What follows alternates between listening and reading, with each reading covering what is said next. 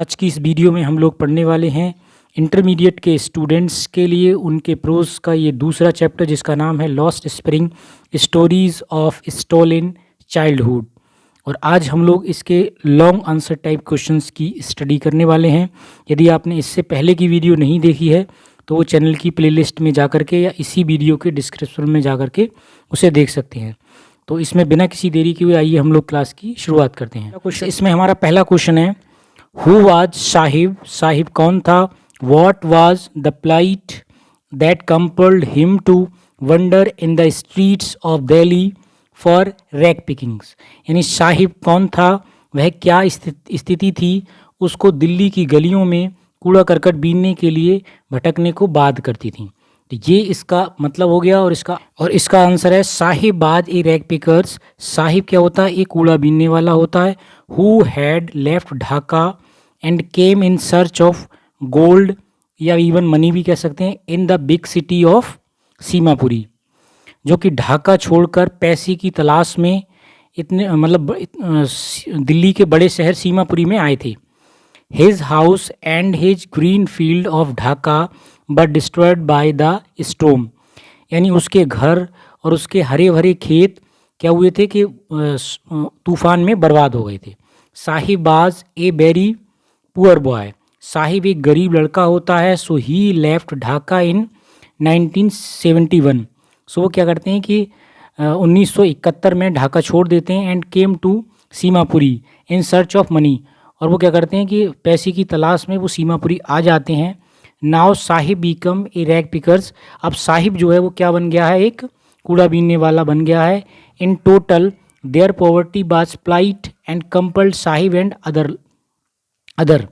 यहाँ पे है यानी कि आपका कुल मिलाकर उनकी जो गरीबी की जो दुर्दशा है, गरीबी ही जो है उसकी दुर्दशा है जो उनको कंपल मतलब मजबूर करती है साहिब एंड अदर लाइक, यानी साहिब और दूसरे लोगों के लिए और उसके लिए to wonder in the streets Delhi for rag picking.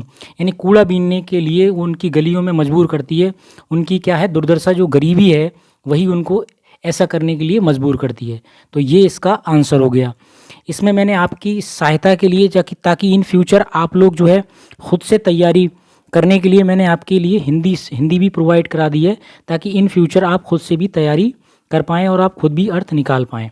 तो आप इसके देखो ऐसे एक बार देखने से वीडियो को और उससे कुछ नहीं होता। आपको क्या करना है, साथ ही साथ कॉपी में भी नोट कर लेने हैं ये, और ताकि आप अपने खुद से नोट्स बना करके आप बाद में भी इनको पढ़ सकें। ऐसे ही वीडियो देखने से कोई फ़ायदा नहीं होने वाला है। हमारा दूसरा क्वेश्चन है, child like Sahib often go for private jobs in very small age, it is their final destiny, how can such situation be overcome. इसका मतलब है साहिब जैसे बच्चे अक्सर काफ़ी कम उम्र में निजी नौकरियां करने लगते हैं। क्या यही उनका अंतिम हश्र है? मतलब उनका यह डेस्टिनी का मतलब होता है भाग्य, क्या ये हश्र भी बोलते हैं, ये उर्दू का वर्ड है। क्या उनका ये अंतिम हश्र है? इस प्रकार की स्थिति से कैसे उबरा जा सकता है, मतलब इस तरीके से कैसे इनसे निपटा जा सकता है, कहने का मतलब यही है। तो इसका आंसर है, children like Sahib often go for private jobs in search of money in very small age. यानी साहिब जैसे और बच्चे भी बहुत कम उम्र में पैसे की तलाश में निजी नौकरियों में चले जाते हैं। The biggest reason for this is that, यानी इसका सबसे बड़ा कारण ये है, their parents are very poor. उनके जो माता पिता हैं वो बहुत गरीब हैं। And they have no source of income. और उनके पास, उनके जो माता पिता हैं उनके पास क्या है, कोई भी मतलब इनकम का क्या है सोर्स नहीं है, कोई जरिया नहीं है। They don't have enough food to eat. और उनके पास खाने को पर्याप्त भोजन भी नहीं है। एनफ का मतलब होता है पर्याप्त या सफिशियंट, पर्याप्त भोजन भी नहीं है। इन सच ए सिचुएशन, इस प्रकार की स्थिति में, their children keep wandering here and there. इस तरीके से क्या होता है कि ये जो बच्चे इधर उधर भटकते हैं in search of private jobs, यानी प्राइवेट जॉब के चक्कर में या निजी नौकरियों के चक्कर में। Some children also become rag pickers. उसमें से जो कुछ बच्चे होते हैं वो क्या कर लेते हैं, एक कूड़ा बीनने वाले भी बन जाते हैं इन वेरी शॉर्ट एज, और बहुत ही कम उम्र में। They also all their lives in private jobs without freedom.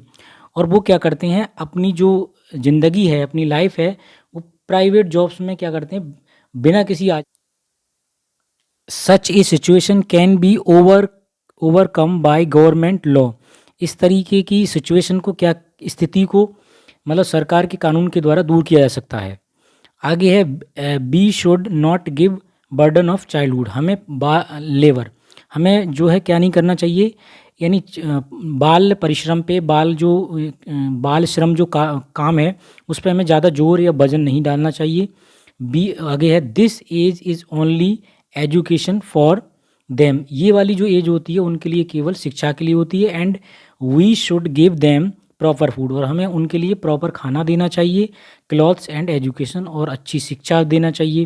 कहने का मतलब यहाँ पे गुड एजुकेशन भी आप डाल सकते हैं। तो दोस्तों ये हमारा हो गया बहुत ही सटीक आंसर, बहुत ही अच्छा आंसर। अगर आप चैनल पर नए हैं तो चैनल को सब्सक्राइब जरूर कर लें और वीडियो को लाइक ज़रूर कर दिया करें, ताकि मुझे वीडियो और बनाने में काफ़ी मोटिवेशन मिले।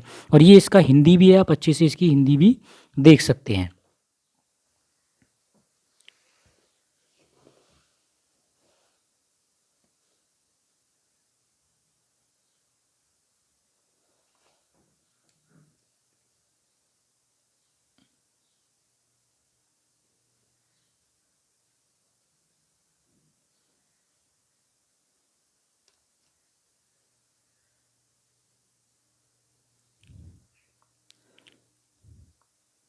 अब हमारा तीसरा क्वेश्चन है इसमें, हु वाज मुकेश, यानी मुकेश कौन था।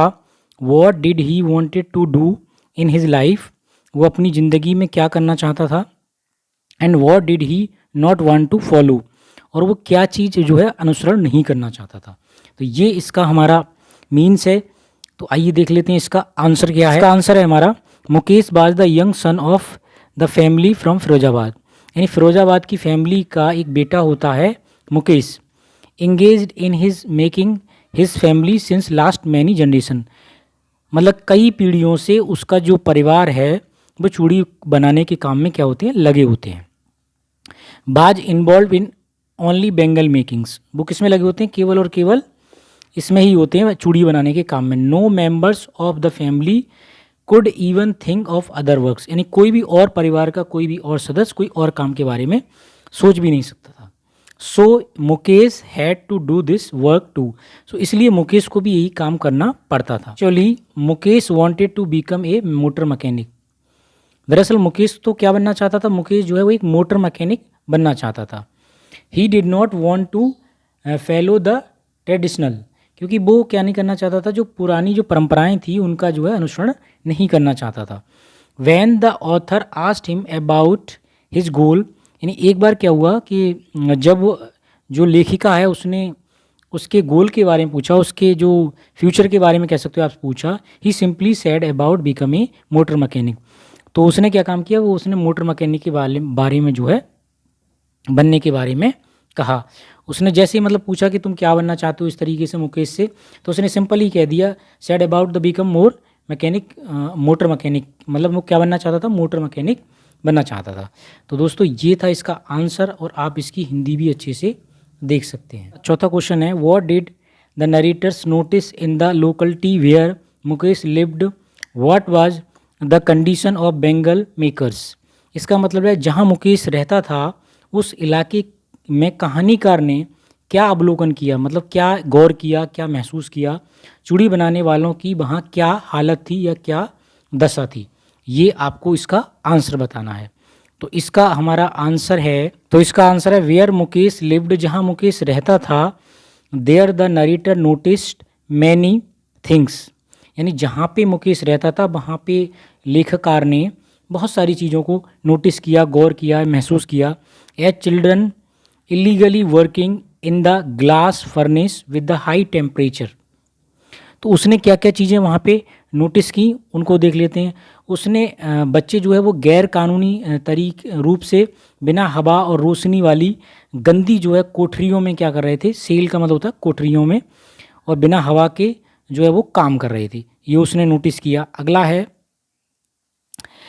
अगला हमारा है string choked streets with garbage, यानी वहाँ पे उसने और क्या क्या चीज़ें देखी, उसने कूड़ों से अटी पटी जो है वो गलियां देखी, and old homage that remain crumbling walls, यानी उन्होंने जो है क्या क्या देखा, पुराने मतलब जो है घर देखे जो चटकी दीवारें जो हैं, चटकी दीवारों से मतलब हिलते डुलते दरवाजे, हॉबीली डोर विदाउट बंडर विंडोज़, यानी जो है क्या देखिए कि दरवाजे जो है खंडर हो गए थे, बिना किसी मतलब जो है उनमें खिड़कियां भी नहीं थी। Human ends animals were living together, और जो मानव थे मतलब जो आदमी थे और जो जानवर थे वो एक साथ रह रहे थे। Mukesh house with half built and many other things, और वहाँ पे ये भी देखा कि मुकेश का जो है वो अदबना घर और भी बहुत सारी उसने चीज़ें देखी, वो भी हम बता सकते हैं, लेकिन हमें आंसर थोड़ा शॉर्ट में लिखना होता है, इतना बड़ा नहीं लिखना होता, तो इस लिहाज से ये बिल्कुल ठीक है। द नरेटर आल्सो नोटिस, और लेखाकार ने ये भी नोटिस किया that the condition of bangle makers were very miserable, यानी जो उनकी जो वहाँ चूड़ियाँ बनाने वाले हैं उनकी जो दशा है वो काफ़ी दयनीय है। दे वर वेरी पुअर, वो बहुत गरीब हैं। Even after having the lunch there was no surety of dinner, यानी यहाँ तक बात थी कि उनको अगर लंच मिल जाता था तो आगे की श्योरिटी नहीं, गारंटी नहीं थी, मतलब आगे ये नहीं था कि उनको रात्रि का जो है भोजन भी मिल पाए। दस इस प्रकार दे वर कंटिन्यूसली फाइटिंग विद पॉवर्टी, इस तरीके से वो क्या कर रहे थे, इस प्रकार वो गरीबी से लगातार लड़ रहे थे।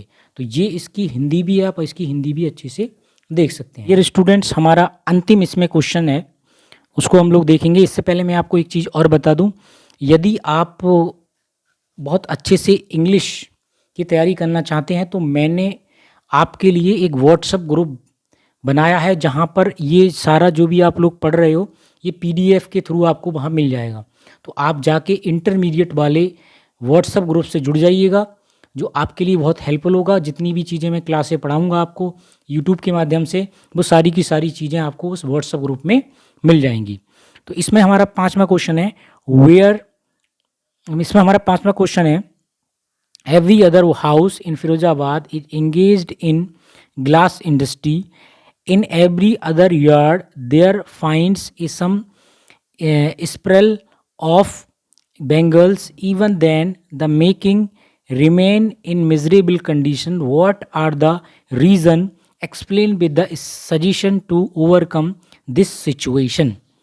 तो इसका हमारा मीन्स है, फिरोजाबाद में प्रत्येक दूसरा घर कांच के उद्योग में जो है लगा हुआ है, यानी वहाँ पे आप प्रत्येक घर में जाओगे तो क्या है कि कांच का उद्योग जो है लगा हुआ है। हर दूसरे आंगन में आपको चूड़ियों के चक्र या गुच्छे मिल जाएंगे। स्प्रेल ऑफ बेंगल्स का मतलब होता है चूड़ियों के मतलब गुच्छे वगैरह वहाँ पे मिल जाते हैं। फिर भी इवन दो का मतलब क्या होता है, फिर भी बनाने वालों की हालत दयनीय है। फिर भी जो इतना हर घर में आपको चूड़ियाँ मिल जाएंगी, क्योंकि पूरे हिंदुस्तान क्या बल्कि विदेशों में भी चूड़ियाँ जाती हैं, फिर भी उनकी जो हालत इतनी दयनीय है, इतनी मतलब कष्टदायक है। क्या क्या कारण है? इस स्थिति में उभरने के लिए सुझावों को आपको क्या करना, वर्ण करना है। तो आइए इसका आंसर देखते हैं। इन इंडिया, इन भारत में Firozabad is famous for its Bengal, यानी भारत में जो फिरोजाबाद है वो अपनी चूड़ियों के लिए क्या है, काफ़ी प्रसिद्ध है। Where all families is engaged in bangles making, यानी हर परिवार जो है वो जहाँ पे क्या है चूड़ियों का मतलब जो चूड़ियों के काम मतलब करते हैं वो, या चूड़ियों के काम में क्या है इन्वॉल्व है। इन एवरी यार्ड, और हर आंगन में there finds the spring bangles, हर आंगन में आपको जो है वो चूड़ियाँ मिल जाएंगी, चूड़ियों के चक्र जो है आपको मिल जाएंगे। Even then making remain in miserable condition, फिर भी जो उनकी जो कंडीशन है वो काफ़ी दयनीय है। दे आर वेरी पुअर, वो बहुत गरीब हैं, मतलब ये लोग क्या हैं, बहुत ज़्यादा गरीब हैं चूड़ी बनाने वाले। They are totally depend on this business, वो कुल मिला पूरी तरीके से क्या है इसी बिजनेस पर डिपेंड है, निर्भर हैं। They are don't do any other work, वो इसके अलावा कोई दूसरा मतलब जो काम नहीं कर सकते। If they try to do any work, अगर वो दूसरा काम करने का प्रयास करते हैं, मतलब कोई और काम करने का प्रयास करते हैं, they are stopped by police, और उनको पुलिस के द्वारा क्या कर दिया जाता है, रोक दिया जाता है। And other like middle man, जो बिचौलिए होते हैं उनके द्वारा, जो साहूकार होते हैं उनके द्वारा जो है उनको रोक दिया जाता है।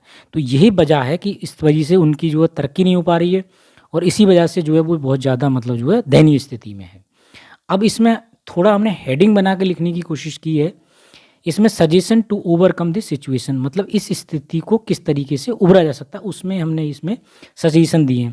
तो ये काफ़ी थोड़ा सा प्रभावशाली लगता है, तो इसलिए हमने इसमें हेडिंग बना दिया है। तो इसका इसमें क्या है हमारा, the condition of makers can be reformed by the combined effort of bangle makers and the government both.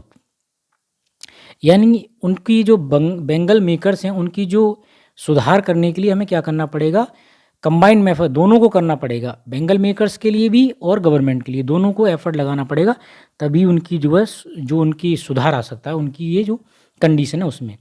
There product should be given whole mark, यानी कोई सामान लेते हैं तो उस पर सोना चांदी लेते हैं, कोई भी चीज़ लें, होल मार्क लगा हुआ होता है, एक पहचान होती है, तो वो होना चाहिए। And keeped free from tax, और टैक्स से जो है बिल्कुल फ्री होना चाहिए, यानी उन पर जो इतना टैक्स देना पड़ रहा है उनको, टैक्स से वो बिल्कुल फ्री होना चाहिए। इससे भी उनकी स्थिति को जो है सुधारा सकता है, तो ये सजेशन एक हो सकता है। बिसाइड इसके अलावा the government can give subsidy, यानी उनको थोड़ी राहत दे। सब्सिडी का मतलब क्या होता है, जैसे गैस सिलेंडर पे मिलती है वैसे ही ठीक। And easy low interest loan to other those poor bangle makers, और जो बहुत ज़्यादा गरीब हैं ना उनके लिए क्या काम करे, मतलब बहुत कम जो है लो इंटरेस्ट दे, मतलब कम ब्याज पर उनको क्या कर दे, लोन दे। तो ये भी एक तरीका हो सकता है, ये भी एक सुझाव हो सकता है। तो दोस्तों ये था इसका आंसर। आप लोगों को ये वीडियो कैसा लगा? अगर आपको ये वीडियो अच्छा लगा हो तो प्लीज़ चैनल को सब्सक्राइब भी कर लें और ज़्यादा से ज़्यादा शेयर करें, और वीडियो के डिस्क्रिप्शन बॉक्स में आप कमेंट ज़रूर कर दिया करें, ताकि मुझे आने वाली वीडियो बनाने में काफ़ी मोटिवेशन मिले। आज के लिए इतना ही, मिलते हैं और एक नई चैप्टर के साथ, तब तक